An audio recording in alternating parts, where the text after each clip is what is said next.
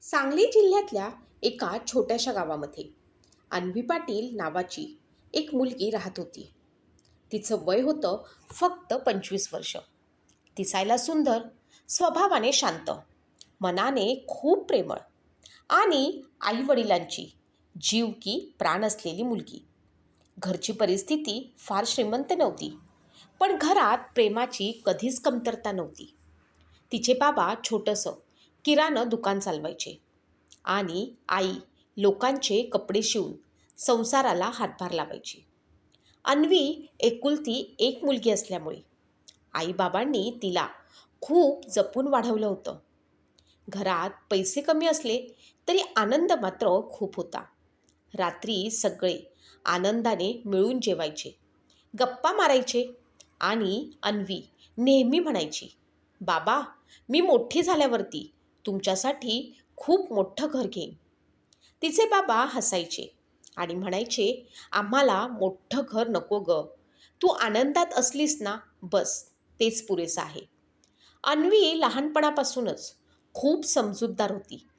तिने कधीच आईबाबांकडे मोठ्या गोष्टीचा हट्ट केला नाही. कॉलेज पूर्ण झाल्यावरती एका छोट्याशा ऑफिसमध्ये कामाला लागली.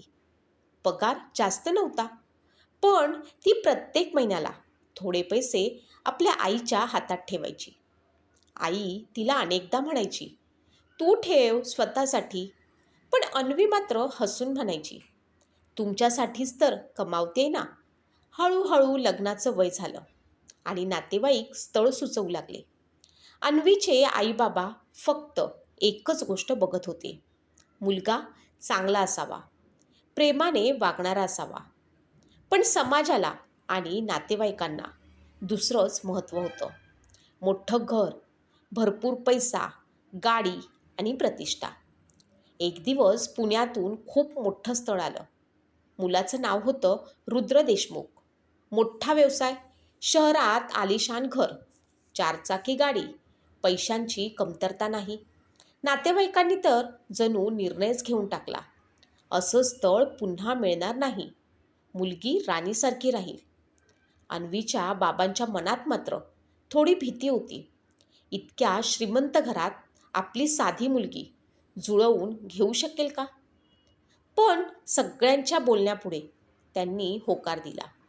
लग्न खूप मोठ्या थाटामाटात झालं. गावभर चर्चा होती, अन्वीचं नशीब बघा, किती मोठ्या घरात गेली. लग्नाच्या दिवशी अन्वीच्या आईच्या डोळ्यात आनंदाश्रू होते. मुलीला निरोप देताना ती फक्त एवढंच म्हणाली, "बाळा, काहीही झालं तरी आम्हाला सांग. काहीही मनात ठेवू नकोस." अन्वी हसली. तिनं आईला घट्ट मिठी मारत म्हणाली, "आई, मी खूप खुश राहीन. तू माझी अजिबात काळजी करू नकोस." सुरुवातीचे काही महिने सगळं ठीक होतं. अन्वी आईला फोटो पाठवायची. मोठं घर, सुंदर कपडे, बाहेर फिरणं, सगळं अगदी स्वप्नासारखं दिसत होतं. गावातले लोक म्हणायचे, "बघा, मुलगी किती सुखात आहे." पण फोटोमध्ये दिसणारं सुख कधी खरं नसतं. हळूहळू घरातलं वातावरण बदलायला लागलं. एक दिवस सासूबाईंनी जेवताना तिला अचानक टोमणा मारला, "तुझ्या माहेरच्यांनी लग्नात फार काही दिलं नाही. आमच्या नात्यातल्या लोकांनी विचारलं होतं." अन्वी ते ऐकून एकदम शांत राहिली. तिला वाटलं, जाऊ दे, छोट्या गोष्टी असतील. पण हळूहळू टोमणे मात्र वाढतच गेले. "तुझ्या बाबांकडे पैसे नाहीत का? आमच्या स्टेटसला शोभेल असं वागायला शिक. माहेरून मदत माग. नवीन फ्लॅट घ्यायचा आहे." रुद्रही आता बदलायला लागला. आधी प्रेमाने बोलणारा नवरा आता छोट्या छोट्या गोष्टींवरती रागावू लागला. कधी तो आवाज चढवायचा, कधी दिवसेंदिवस बोलायचाच नाही. रात्री अन्वी उशीमध्ये चेहरा लपवून रडायची, पण सकाळी उठून पुन्हा हसायचा अभिनय करायची. कारण तिला वाटायचं, कदाचित उद्या सगळं ठीक होईल. एका रात्री ती आईला फोन करून अचानक रडू लागली. आई घाबरली. "काय झालं बाळा? का रडत आहेस?" अन्वी काही क्षण शांत राहिली आणि मग रडक्या आवाजातच म्हणाली, "आई, मला खूप एकटं वाटतंय. ते ऐकून आईचं हृदय मात्र तुटलं. "घरी ये, आत्ताच ये," आईनं सांगितलं. पण अन्वी शांत आवाजात म्हणाली, "नको आई, लोक काय म्हणतील? मी ठीक आहे." ते "मी ठीक आहे" हे शब्द खोटे होते. पण आईबाबांनी स्वतःला समजावलं, सगळं ठीक होईल. काही दिवसांनी अन्वी माहेरी आली. आईनं दरवाजा उघडला आणि ती क्षणभर थबकली. तिची मुलगी खूप बदलली होती. चेहऱ्यावरती हसू नव्हतं. डोळे अगदी खोल गेले होते. बोलण्यामध्ये उत्साह नव्हता. रात्री आईनं तिला जवळ घेतलं आणि विचारलं, "खरं सांग, तू आनंदात आहेस ना?" इतकं ऐकताच अन्वी अचानक आईच्या गळ्यात पडून रडू लागली.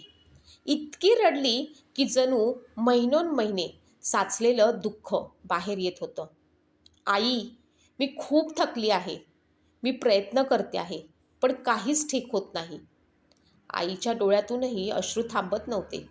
बाबांनी शांतपणे सांगितलं, "मुली, तुला तिथे राहायचं नसेल तर इथेच राहा.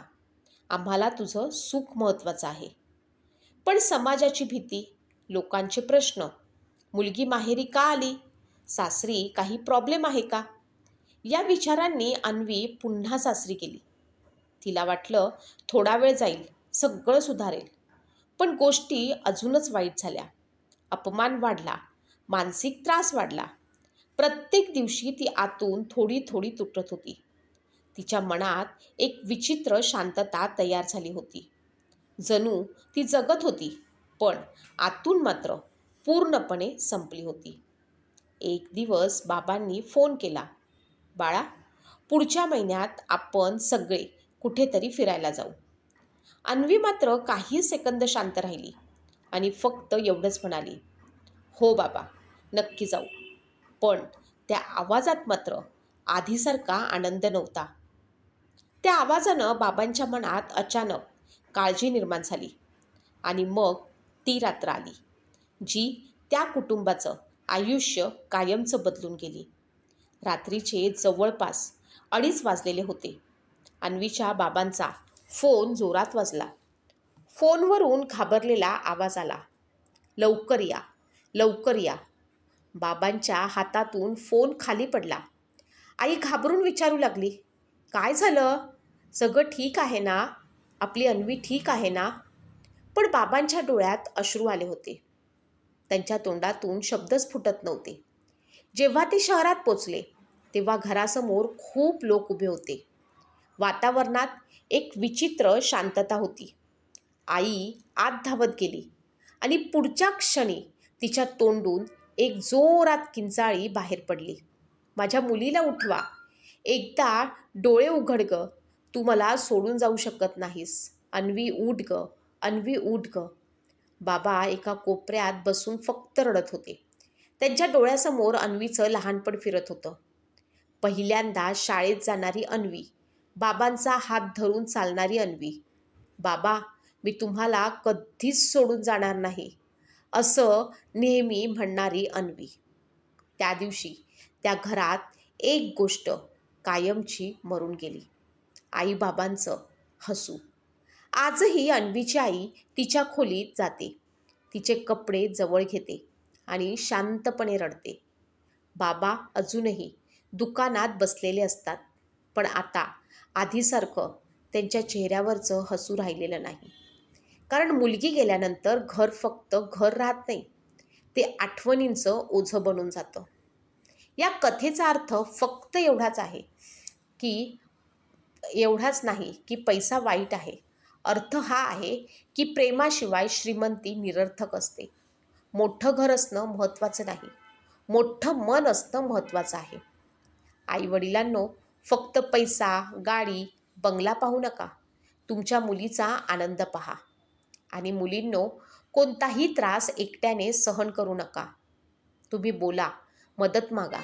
कारण कोणताही अंधार हा कायमचा नसतो. पण शांत राहणं कधीकधी आयुष्य कायमचं बदलून टाकतं.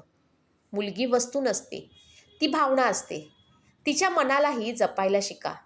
मित्रांनो, आयुष्यात पैसा, मोठं घर, गाडी आणि प्रतिष्ठा महत्त्वाची असू शकते, पण त्याहीपेक्षा जास्त महत्त्वाचं असतं ते म्हणजे माणुसकी, प्रेम आणि मानसिक शांतता. अनेक मुली आजही लोक काय म्हणतील या भीतीनं अन्याय, अपमान, मानसिक त्रास शांतपणे सहन करत आहेत. पण गप्प राहणं हा त्यावरती उपाय नाही. आईवडिलांनो, मुलीचं लग्न करताना फक्त श्रीमंती पाहू नका, तर त्या घरात माणुसकी आहे का, प्रेम आहे का, हेही पहा. आणि मुलींनो, कोणताही त्रास मनात दाबून ठेवू नका. तुमचं आयुष्य खूप मौल्यवान आहे. योग्य वेळी आवाज उठवा, विश्वासू माणसांशी बोला, मदत घ्या. कारण प्रत्येक समस्येवरती उपाय असतो. पण एक चुकीचा निर्णय संपूर्ण कुटुंबाचं आयुष्य कायमचा बदलून टाकतो. लक्षात ठेवा, मुलगी वस्तू नसते, ती भावना असते. तिच्या स्वप्नांचा, तिच्या मनाचा, तिच्या अस्तित्वाचा आदर करा. तुम्हाला ही कथा कशी वाटली? तुमच्या प्रतिक्रिया नक्की नोंदवा.